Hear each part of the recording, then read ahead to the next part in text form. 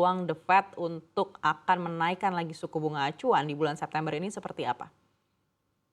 Ya, jadi kalau kita lihat kan ada probabilities ya, biasa setiap pertemuan juga ada meeting probabilities. Nah, awalnya itu sebetulnya, kebanyakan sekitar 80% dari anggota FOMC itu masih percaya bahwa suku bunga itu akan dipertahankan pada tingkat yang sekarang, suku bunga acuan The Fed gitu. Hanya 20% saja yang akan naik lagi 25 basis point dan untuk ke angka 6 itu masih 0% ya di bulan lalu itu, akhir bulan lalu tuh probabilities-nya masih seperti itu. Jadi, nah namun ternyata belakangan ini tekanan dari kenaikan harga komoditas global khususnya minyak itu juga mungkin bisa menjadi, meningkatkan probabilities itu ya dan nanti, hasil rilis dari inflasi itu juga pastinya akan menjadi lebih jelas lagi nanti arah, kebijakan The Fed-nya ke depan seperti apa karena kita tahu bahwa target jangka panjangnya kan tetap 2% gitu. Jadi ketika dia belum convergen ke 2% itu peluang itu masih tetap ada gitu. Cuma sekarang kita bicara jadi peluangnya itu untuk naik itu yang tadinya di kisaran 20%,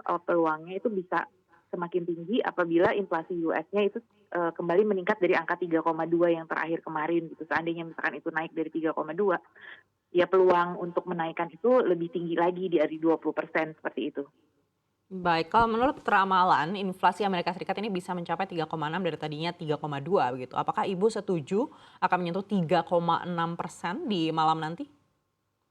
Iya, kalau saya melihat sih sebenarnya masih di kisaran 3,4 sampai 3,5 ya. Mungkin ada beberapa prediksi yang ke 3,6 karena kalau saya masih melihat 3,5 karena saya lihat data PPI ya, tadi saya cek data Producer Price Index di US. Jadi salah satu leading indicator untuk core inflation untuk CPI inflation ataupun PCE itu adalah salah satunya dari Producer Price Index. Jadi indeks produsen yang menjadi leading indicator awal sebelum ke konsumen. Biasanya kan harga produsen nanti akan ditransfer ke harga konsumen. Sebetulnya kalau kita lihat di bulan, Juli itu ya kemarin, itu dia agak sedikit turun gitu si indeks producer price. Nah, tapi memang di Agustus dan awal September itu memang mengalami kenaikan gitu, ya. Tapi belum langsung kan tertransmisinya itu butuh proses ya. Jadi kenaikan harga yang terjadi itu kan pasti ada lag-nya juga dalam mempengaruhi gitu. Jadi saya melihat bahwa ya tetap ada kenaikan, tetapi memang naiknya mungkin nggak sampai ke 3,6 ya, more or less bisa maksimum di 3,5% gitu kenaikannya, ya year on Baik, year. Bu Telisa, menurut Gubernur Bank Indonesia Peri Warjio, ini masih mungkin The Fed menaikkan hingga 6% begitu karena inflasinya mungkin juga belum mencapai target bahkan hingga akhir 2024. Anda setuju?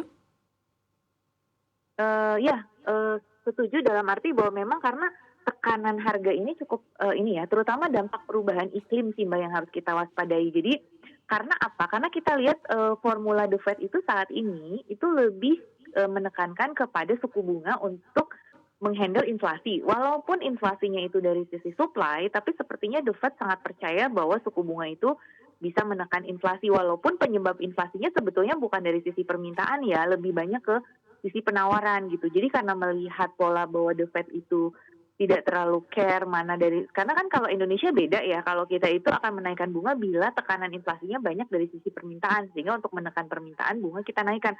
Tapi kalau di US itu agak beda formulanya, meskipun inflasinya itu dari sisi supply, dia tetap naikin suku bunga gitu, yang kita lihat polanya selama ini.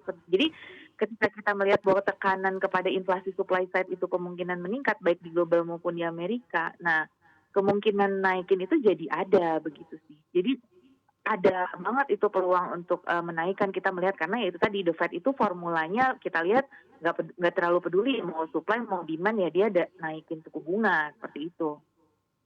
Baik, Bu Telisa, artinya kalau memang bisa mencapai 6% dan Bank Indonesia ini masih mempertahankan di 5,75, artinya The Fed ini bisa jadi suku bunganya lebih tinggi daripada suku bunga Bank Betul, Indonesia itu begitu. Anda anomali lihat Mbak, apakah ini iya. tidak menyebabkan capital outflow nantinya yang mungkin bisa cukup masif?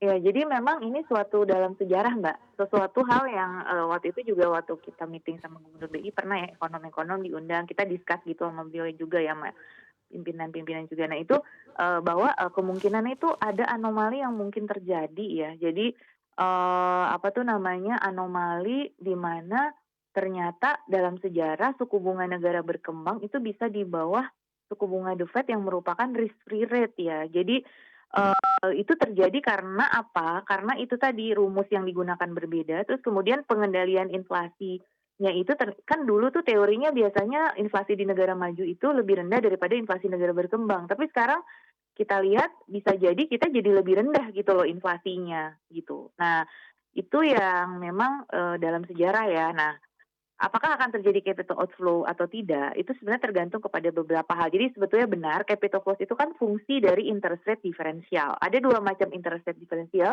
lihat perbedaan suku bunga acuan sama yield diferensialnya. Sebetulnya kalau secara yield kita kan masih di atas gitu, tapi makin lama kalau Fed fund rate-nya naik, yield-nya juga kita split yield-nya juga akan semakin makin tipis gitu ya, dan itu juga bisa mendorong terjadinya capital outflow gitu. Tetapi apabila dunia ini sebenarnya paham bahwa kondisi ini memang anomali, seharusnya capital flows itu tidak terjadi. Jadi artinya ada suatu new normal di mana belum tentu ya suku bunga negara berkembang itu sekarang selalu harus ada di atas negara maju gitu dalam kondisi negara majunya sendiri sedang unstable gitu. Jadi ini memang ada fenomena yang, anomali yang berbeda terjadi gitu. Karena terutama disebabkan oleh supply side factor ternyata manajemen supply side di negara berkembang, terutama di negara-negara produsen komoditas seperti Indonesia itu masih lebih baik sehingga inflasinya juga lebih manageable gitu dibandingkan dengan inflasi di negara maju seperti itu. Nah itu yang sangat berbeda dengan pola yang terjadi selama ini gitu. Jadi